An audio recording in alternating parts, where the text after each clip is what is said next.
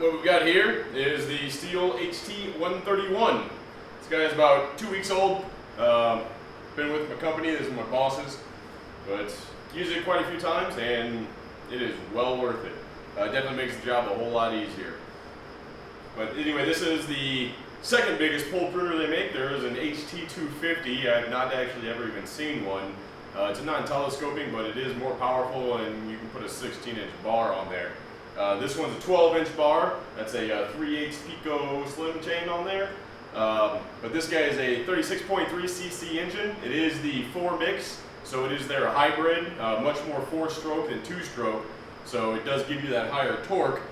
But this guy puts out 1.9 horsepower, and as you'll see when I cut with it, it'll tear through anything that bar can fit through. It's pretty bestial for its size. As is, this is a 7.5-foot shaft length.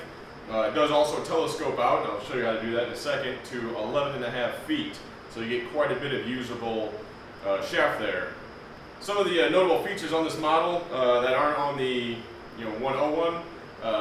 This one does have, and I'll get to zoom in earlier, but a foot pad base.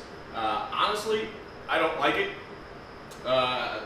Working in tree service, you're often tossing these into the back of a truck, or if you're on the job site, you're on uneven ground. This just isn't wide enough to keep it upright.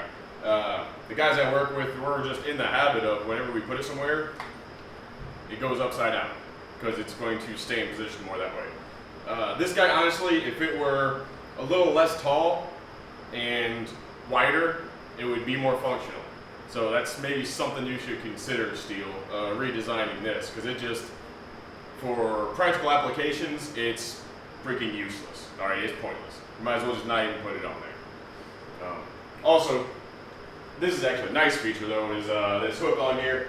Definitely comes in handy pulling out dead wood, anything out of trees. You got hangers, window makers, things like that. But anyway, let's take a closer look at this guy.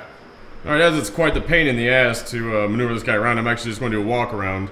So up on the controls right here, we have a tie-in point for a harness. There is an optional full body harness that puts all the weight pretty much on your shoulders and hips.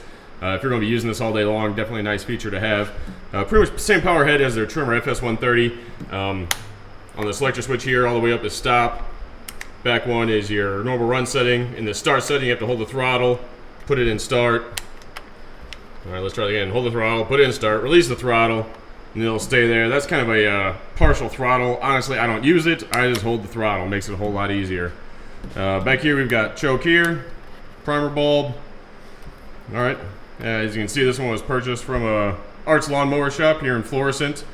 Definitely a good place to go. Those guys know a whole lot about everything.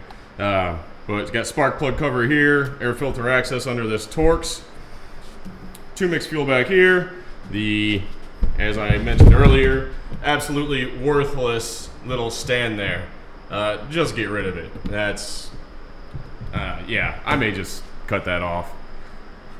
We'll get around muffler here, and of course you have your spark arrestor in there. If you're having problems, probably need to check and make sure that's clean. So moving down to the working head. All right, this is a chainsaw. It does have bar and chain oil. All right, don't neglect that. You'll ruin your bar and your chain. And bar and chain oil is a whole lot cheaper than new bars and new chains. That being said, you have a bar nut right here, and this is your tension adjustment right behind it, just like on a normal chainsaw. So to adjust this guy, real simple. Got this knob here, loosen it up. It's actually spring loaded, slides out, slides in. Lock it down, bam, you're done. Real simple. All right, just to give you an idea of what you have to work with on this, let's extend this all the way out and see. So that's what you have to play with. If that's not enough, then yeah, I guess you're breaking out the big telescoping manual saw. But that is quite a bit. I'm cutting some video from yesterday of me cutting some stuff, kind of showing this guy what can be done, and I hate insects.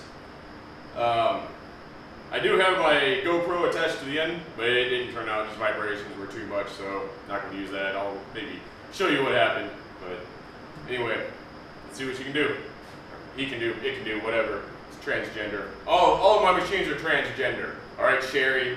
There's no he's or she's. I just give them he's and she's, and then they can be whatever I want them to be at that moment. All right, so here we are with the Stihl HT131 telescoping pole pruner.